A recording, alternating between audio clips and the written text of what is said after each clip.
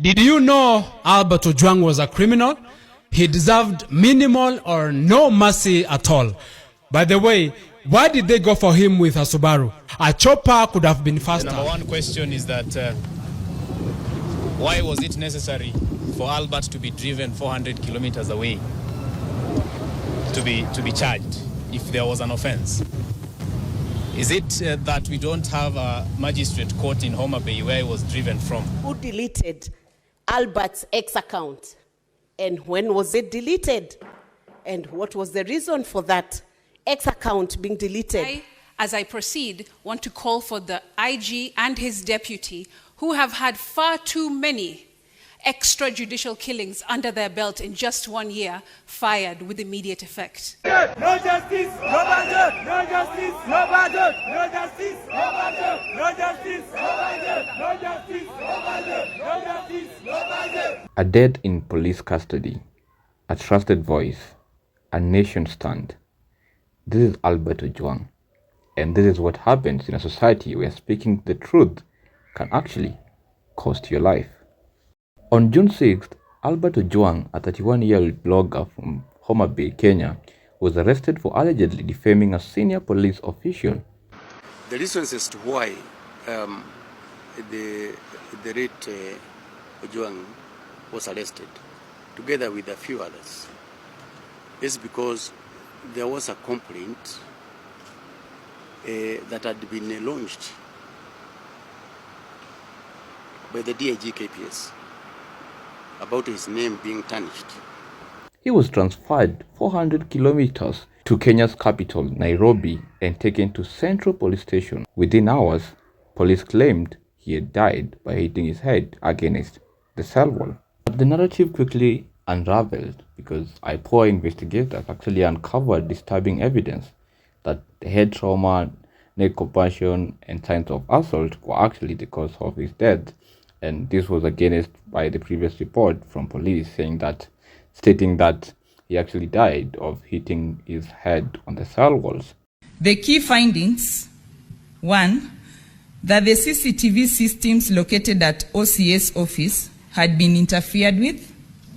Number 2, that the post-mortem conducted on 10th June 2025 revealed the cause of death as head injury due to blunt force trauma, neck compression, and multiple subcutaneous bruises all over the body. This, Honorable Speaker, the autopsy report and our preliminary investigation rule out the theory of suicide. The police quickly redacted their initial claims, and they went on to actually ask for forgiveness for having made such claims.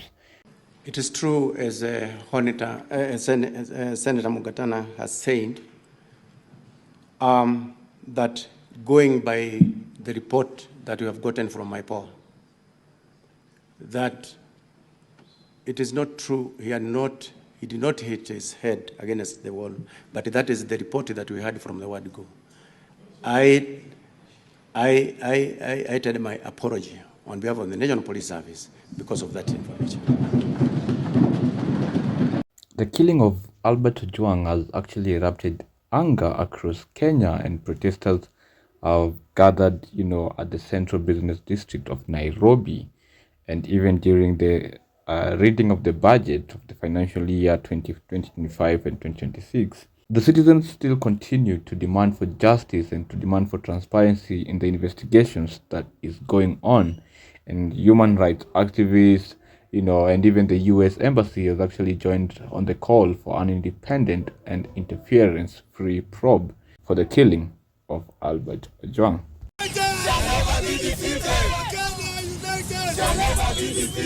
Monday morning in the streets of Nairobi, irate Kenyans united in condemnation of the death of teacher Albert Ojwang in police custody.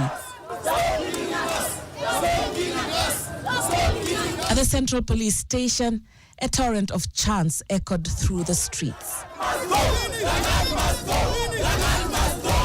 Protesters carrying placards inscribed with defiant messages like "Stop killing us" and "A killer government," demanding the resignation of Deputy Inspector General of Police Eliud Lagat. We have many questions.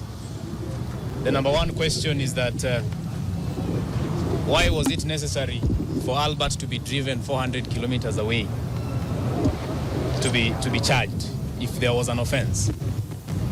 Is it that we don't have a magistrate court in Homa Bay where he was driven from?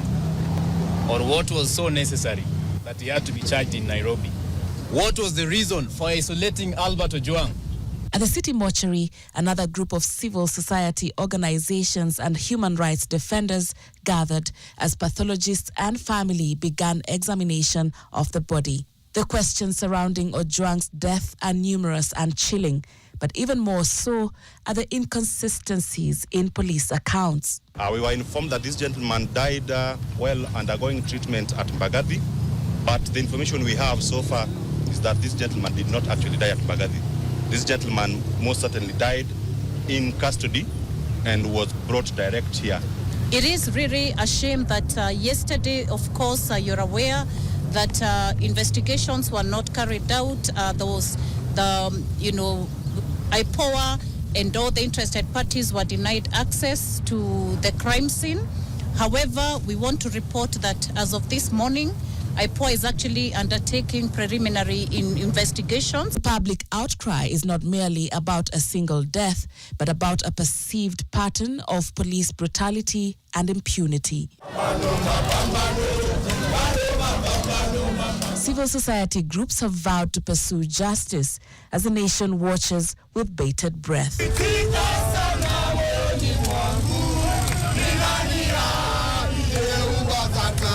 As the investigation unfolds, 5 police officers have been suspended, and IPOA are still holding the investigations. And if they find the DIG culpable, then he will also have to step aside. This is about the DIG stepping aside to allow for investigations. Only this one. There is an ongoing investigation by IPOA. And in these investigations, every person whose name will be mentioned is to have played any role that led to the death of the late Albert Ojwang must record his statement, must show his side. And it is on that basis, I believe, if the DIG is going to be mentioned, then definitely he will write the statements, and I believe it's on that basis that now he can be able to step aside to allow for that completion of that investigation. My submission, Honorable Chair. Meanwhile, the Kenyan lawmakers actually grilled the senior officials in a special sitting in the parliament, starting from the Senate and to the members of parliament, just wanting to know what might have led to the death of Albert Ojwang. Who deleted Albert's X account? And when was it deleted? And what was the reason for that X account being deleted? IPOA, you are the agency investigating this specific aspect. Initially, the account was being investigated for posting something against the DIG. But when investigations commenced and Albert eventually lost his life, who deleted Albert's X account? IPOA has given us a narration of evidence here that the CCTV at Central Police Station was interfered with. My colleagues have asked who interfered with the CCTV. I ask the next question. Was there a backup of what was in the CCTV? There must have been a backup somewhere. Can that backup be recovered so that the incidents of what happened in that cell can be made known to Kenyans? I as I proceed, want to call for the IG and his deputy, who have had far too many extrajudicial killings under their belt in just 1 year, fired with immediate effect. Mr. Speaker, because there are too many rights that have been violated through the death and the killing of Albert, 26, 28, and 29, and other articles of the Constitution.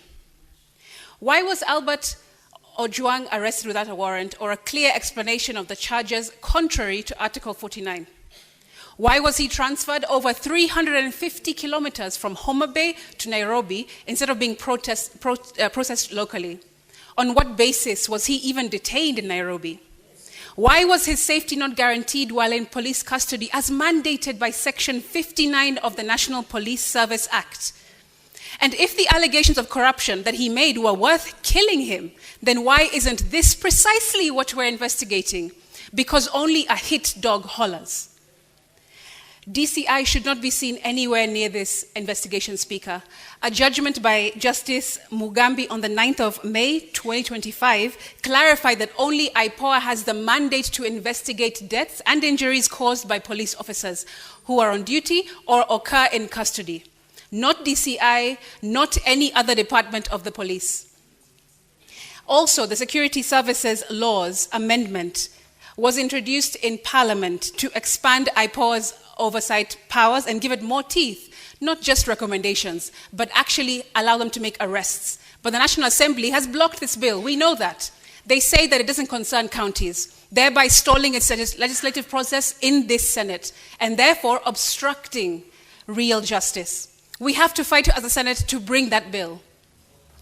Dead people don't tell tales, Speaker, but the collective voice of Kenyans demands that this tale be told and justice be served immediately. I thank you. No justice, no budget. No justice, no budget. No justice, no budget. No justice. This isn't just one death. It echoes actually the past violence that has been happening, especially in Kenya. We all remember the finance bill, and it actually happened at such a time. Albert Ojwang wasn't just a blogger. He was a voice for his generation. His death actually sent a chilling message to young Africans who dare to speak the truth to power. We all know why he was actually arrested and what led to torture and to his murder, because of just criticizing a mere DIG. And this was because of corruption, and this is what has been eating the continent of Africa. Across the continent, we know that youths are rising from Burkina Faso, from Senegal, from Uganda, into Kenya, trying to demand for justice, trying to seek for dignity, trying to look for jobs. But what happens when those who speak are silenced, or criminalized, or killed? I mean, bloggers and activists are just ordinary citizens, but they have become now that they are not safe in their own countries, and this is really sad. This is not the Africa that we dreamt of. This is not the democratic Africa that we are really actually looking at, because now democracy is becoming more of an illusion when we don't have any free speech. But hey, here's the truth. Repression cannot kill an idea whose time has come. And Kenyan Gen Z know that very well, that this is the time that has come to drain the swamp, to clear the mess that has been happening in Africa. The youth are watching in Africa. They are organizing. And just like Albert, they will not back down, no matter what, even if it means that it cost them their life. But the youth of Africa are not backing down anytime soon. This is just not about Albert or one man. It's about every young African who believes in a better future. We must protect the voices of such young people, because silencing them is silencing Africa's tomorrow. If you are a young African watching this, your voice really matters, and it's time to speak out and to stay informed. And don't forget to stay safe. And if you're outside Africa, amplify these stories, because silence helps the oppressor. Please, if you find this video impactful, don't forget to subscribe to Africa is Marwa, and let's keep the conversation going. We also have membership perks. If you're interested, you can check and subscribe to any. That's it. Let's keep on sharing the voices of the youth in Africa. For Kenyans, Today being a sad day and in remembrance of Albert Ojwang, I want to leave us with one powerful satirical poem that was made by a Kenyan to the ironies of what he thinks. This is murdering young people without considering the challenges that the real citizens are actually facing. Hope you enjoyed the video. See you next time. Bye-bye. Did you know Albert Ojwang was a criminal? He deserved minimal or no mercy at all. By the way, why did they go for him with a Subaru? A chopper could have been faster. He was a gangster who put our country in danger, bana. A national disaster could have occurred if they didn't act faster to neutralize the bastard. By the way, did you know Albert Ojwang was the reason SHA was not working? Now it will. Albert Ojwang was the reason free education was abolished. Now it will come back. Imagine Albert Ojwang was the reason corruption was rampant in our ministries and counties. Now that he is gone, things will get better. Albert was the one giving orders to the police to take lives of innocent Kenyans. Imagine that. Thank God he's gone. Common mwananchi is safe now. Come on, Kenyans. Wacha kukasirika bure. Let us rejoice because Albert is gone. We can now breathe bana. The country can develop and our economy will get better. Halafu I really hope walimfinya vizuri kabla kufe. Ndio vijana wengine wajifunze. And you Baba and Mama Albert, stop with those crocodile tears. We know you raised a criminal. You deserve all the pain you're going through. In fact, go back. Go back to that filthy Kokoth village, Homa Bay County, and wait for your days to join your son. You don't matter and you never ever will. You're useless and you don't deserve any justice. Not in this country. Sasa mnajifanya nye mnataka justice. Hakuna lawyer atawasaidia. The government and justice system wanajua your son Albert was a criminal. Toka hapa. Kifo kisimani. Ama ni kifo jelani. Nowadays, every day is June 25th. A government that eats its own people.